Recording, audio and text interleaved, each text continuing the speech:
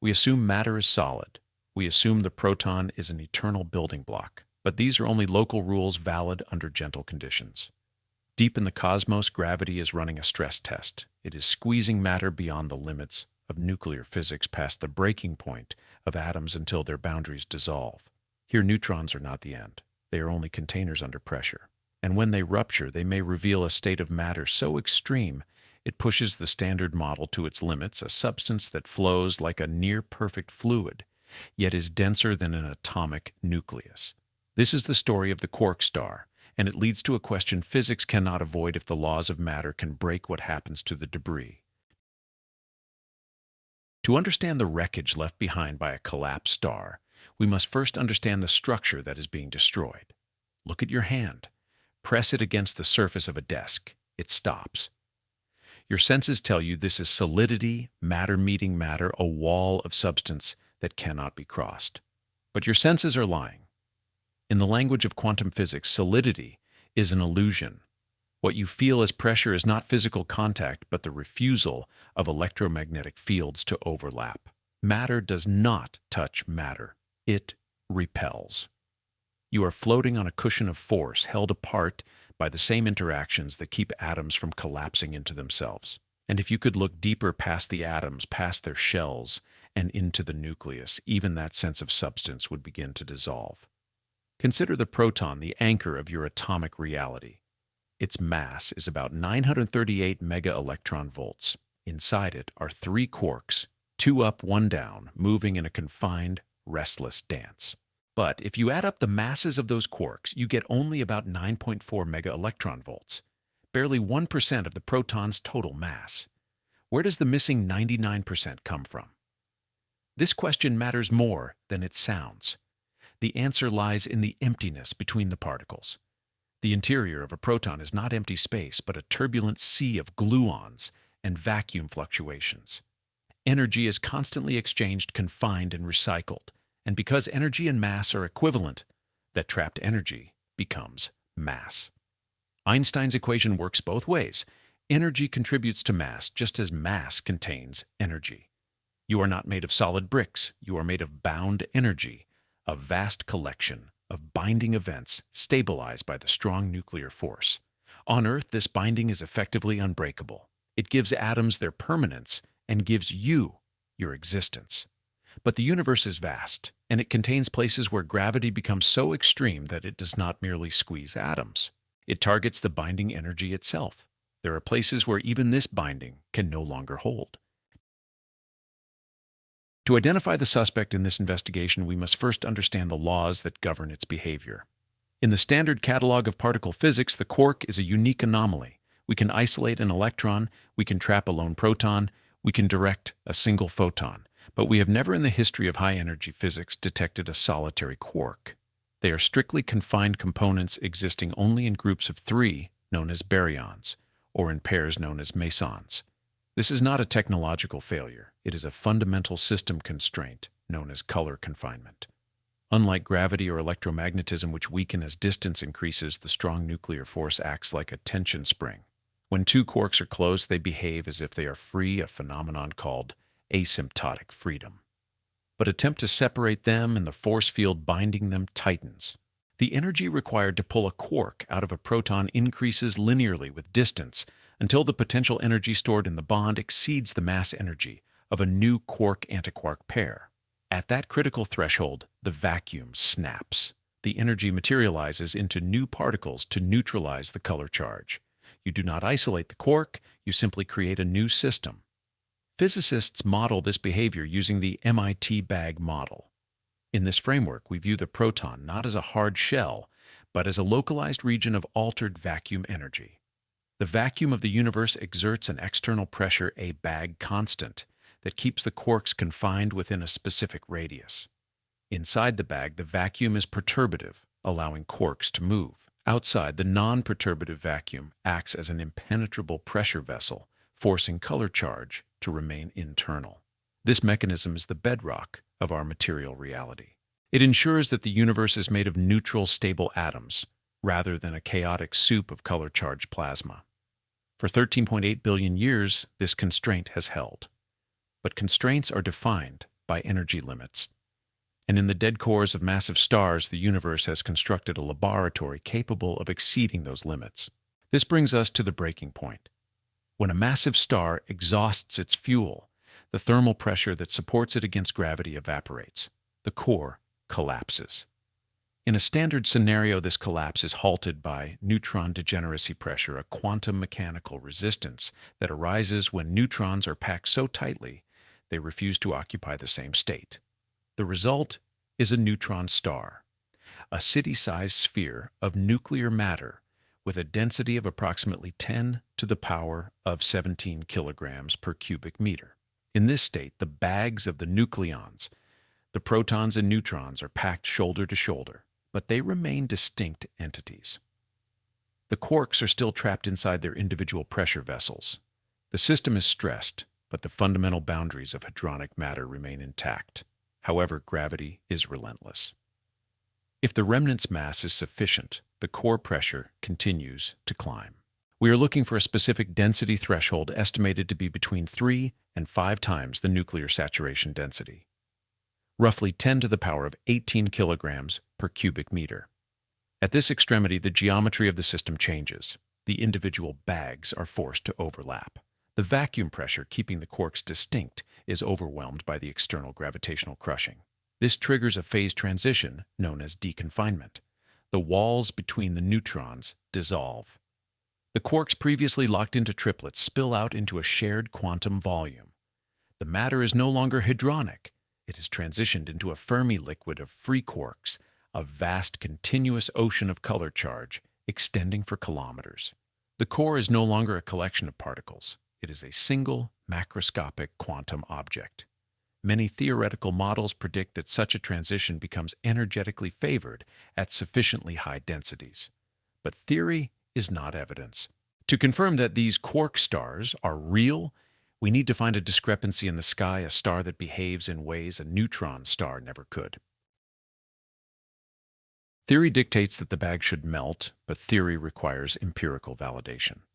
To prove the existence of deconfined matter, we must find a star that violates the standard behavior of a neutron star. We are looking for a forensic signature, a deviation in the data that suggests the core has changed its fundamental composition. The first clue comes from the thermal history of the youngest known supernova remnant in our galaxy, Cassiopeia A. Located 11,000 light-years away, Cass A is the expanding debris field of a star that exploded roughly 340 years ago. At its center lies a neutron star, or at least what appears to be one. For a decade, NASA's Chandra X-ray Observatory tracked the temperature of this object, and the data revealed a startling anomaly. The star is cooling rapidly. Its surface temperature dropped by approximately 4% in just 10 years. In the timescale of stellar evolution, this is not a gradual decline. It is a thermal plummet. Standard models of neutron star cooling rely on the modified Urca process, a slow, inefficient method of releasing energy via neutrinos. It is like trying to cool a boiling kettle by blowing on it. But the data from Cass A suggests a far more efficient mechanism is at work, something capable of venting heat directly from the core. This behavior is consistent with models that allow the direct Urca process. In this scenario, neutrons undergo beta decay into protons and electrons, emitting neutrinos, and the inverse reaction follows, creating a rapid cooling cycle. This cycle acts as an open valve, allowing heat to escape the star in the form of ghost particles.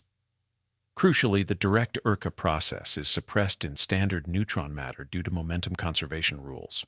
It requires a specific threshold of proton concentration, or more significantly, the presence of free quarks.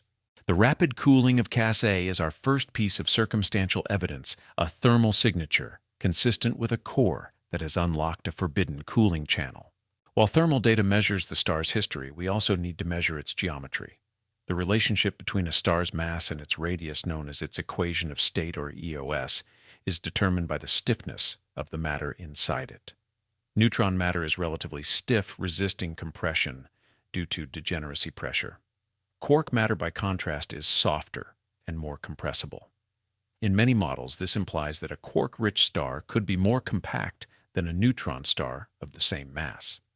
Enter the case of RxJ 1856.53754. This isolated neutron star is the closest of its kind to Earth. Early observations presented a radius estimate so small, possibly under 11 kilometers, that it defied standard neutron star models. While subsequent atmospheric modeling has added nuance and debate to these measurements, the tension remains. We see a recurring trend in the dataset objects that appear too dense, too compact, or too massive to be supported by neutrons alone. Furthermore, we observe glitches. Neutron stars are precise cosmic clocks spinning with immense regularity. Occasionally, however, they suddenly spin up. In a standard model, this is attributed to a starquake, the cracking of the solid neutron crust. But some glitches, particularly in the Vela pulsar, exhibit an energy release and recovery pattern that suggests a fluid dynamic origin rather than a solid fracture. In a quark star model, these glitches could be explained by vortex unpinning. If the core is a color superconductor, a superfluid of quarks, it would contain rotational vortices. As the star slows down, these vortices can suddenly detach from the lattice structure, transferring angular momentum to the crust in a violent snap. However, we must be cautious. This evidence is compelling but not definitive. A heavy neutron star and a hybrid star can often masquerade as one another due to EOS degeneracy, multiple internal structures producing similar external features. We see the symptoms of a new state of matter, but to confirm the diagnosis, we must probe the star's interior. And that is where our current technology hits a hard limit. At this point in the investigation, a reasonable question arises. Why are we relying on indirect clues like cooling rates and glitches? We have the standard model. We have the theory of quantum chromodynamics, known as QCD, which governs the interactions of quarks and gluons with exquisite precision in regimes we can test. We have some of the most powerful supercomputers on the planet. Why can't we simply simulate a neutron star's core and see what happens? The answer is one of the most frustrating barriers in modern physics. It is called the sign problem. To simulate subatomic particles, physicists use a technique called lattice QCD.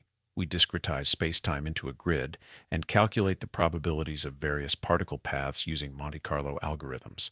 This method works brilliantly for the vacuum or for high-temperature environments like the early universe. But when we try to simulate high-density, low-temperature matter, the exact conditions inside a neutron star, the numerical methods fail to converge. The root of the failure lies in the nature of fermions particles such as quarks and electrons. To calculate their behavior at high density, we must sum up an immense number of quantum configurations. However, in this regime, the probability weights in the equation become complex numbers that oscillate wildly between positive and negative values. Imagine trying to measure the depth of a lake, but your ruler is vibrating so violently that it reads positive 1 kilometer 1 second and negative 1 kilometer the next. The true depth is hidden in the cancellation of these massive fluctuations, a signal-to-noise problem that worsens exponentially with density. As we add more particles to the simulation to mimic the density of a star, the signal, meaning the physical answer, is drowned out exponentially by the noise, the underlying mathematical oscillations. The result is a computational blind spot. The core of a neutron star is effectively a mathematical event horizon. We know the fundamental equations, but we cannot solve them. We are standing outside a locked room knowing that a transformation is happening inside, but our best tools are incapable of picking the lock.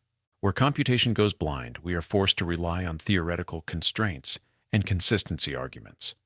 While we cannot simulate the exact transition point, we can predict the behavior of the matter once it crosses the threshold. If the quarks are indeed deconfined, they do not simply drift in a chaotic haze. The laws of thermodynamics drive systems toward order, toward the lowest energy state possible. In the crushing dark of the core, quarks are predicted to organize into a state of supreme symmetry known as the color-flavor locked phase, abbreviated as CFL. In a superconductor on Earth, electrons, which normally repel each other, form Cooper pairs that allow them to flow through a lattice without resistance. Theory suggests a similar mechanism occurs here. Quarks of different colors and flavors pair up. Quarks of different colors and flavors pair in a highly symmetric pattern that locks color and flavor together. This pairing locks the quantum properties of the particles together, creating a condensate that is rigid in its order but fluid in its motion. This is not the hot, chaotic quark-gluon plasma that filled the universe microseconds after the Big Bang. This is its cold, disciplined opposite. It is a color superconductor, a state of matter that conducts color charge with zero resistance.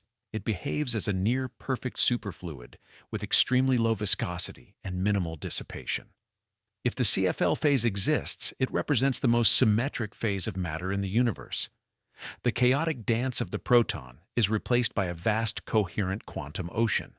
It is an object of terrifying perfection, a single city-sized drop of liquid that is denser than steel and smoother than light. And it is this perfection that leads us to the most unsettling part of our investigation. If this state is so ordered, so optimized, and so energy efficient, why isn't the whole universe made of it? If the color-flavor locked phase is indeed a state of exceptionally high symmetry and extremely low dissipation, it raises a profound question about the nature of the matter we interact with every day. We are taught that iron 56 is the most stable element in the universe, the nuclear ash left over when stars have fused everything they can. In nuclear astrophysics, iron 56 is treated as the lowest energy configuration of ordinary nuclear matter. But in 1984, physicist Edward Witten proposed a radical alternative known as the Bodmer-Witten hypothesis. It suggests that iron is not the bottom of the valley. It is merely a ledge. The logic is rooted in the Pauli exclusion principle. In ordinary nuclear matter, we are limited to two flavors of quarks, up and down. Because they cannot occupy the same quantum states, stacking more of them increases the system's energy.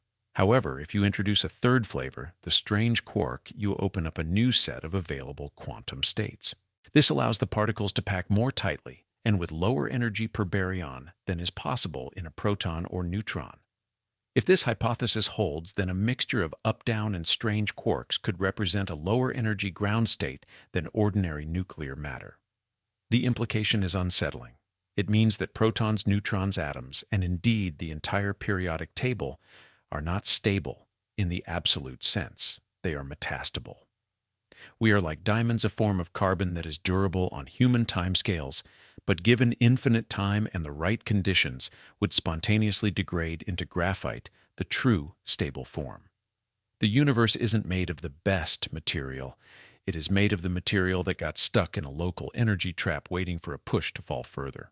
This leads to the mechanism of transition often dramatized in science fiction, but rooted in the physics of phase transitions, nucleation. Consider a bottle of supercooled water. It can remain liquid below its freezing point, seemingly stable. But introduce a single crystal of ice, a seed, and the entire volume snaps into a solid state in seconds. The seed lowers the energy barrier, catalyzing a cascading collapse into the lower energy form.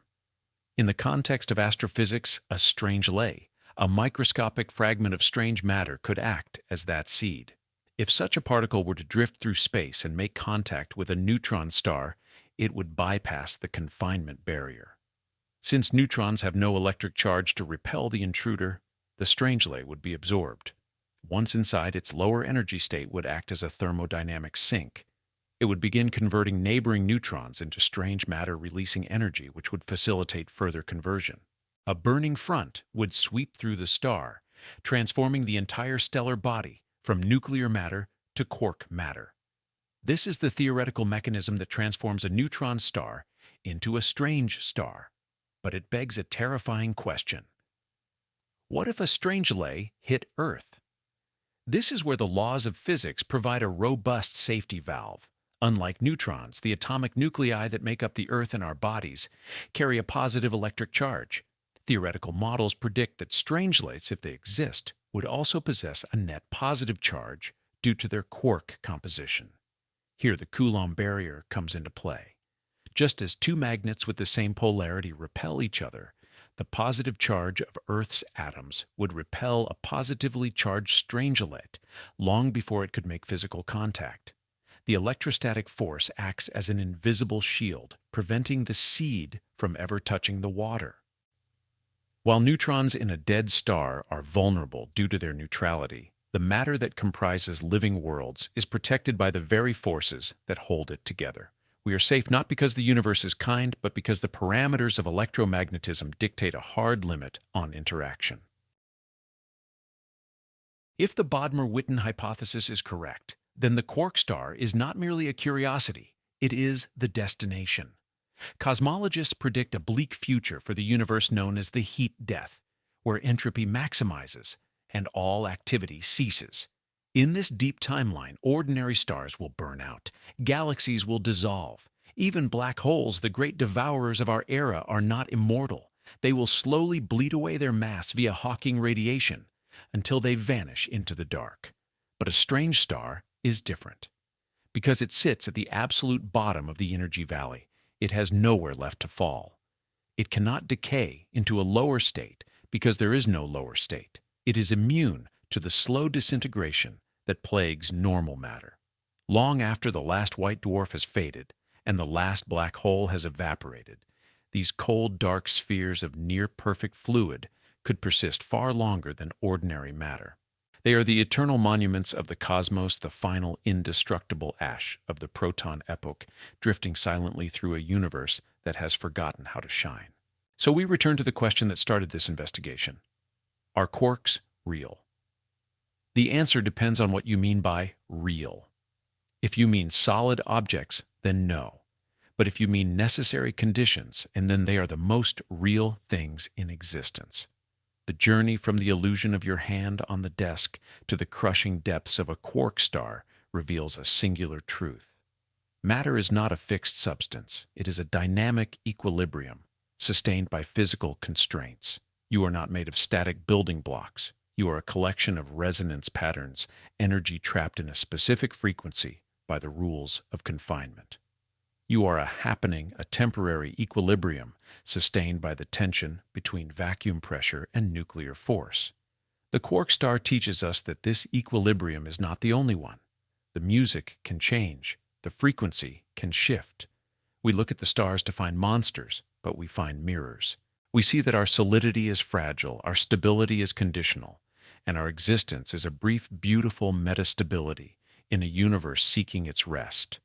We are the ripples on the surface of a deep quantum ocean, and while the ripples may fade, the ocean remains.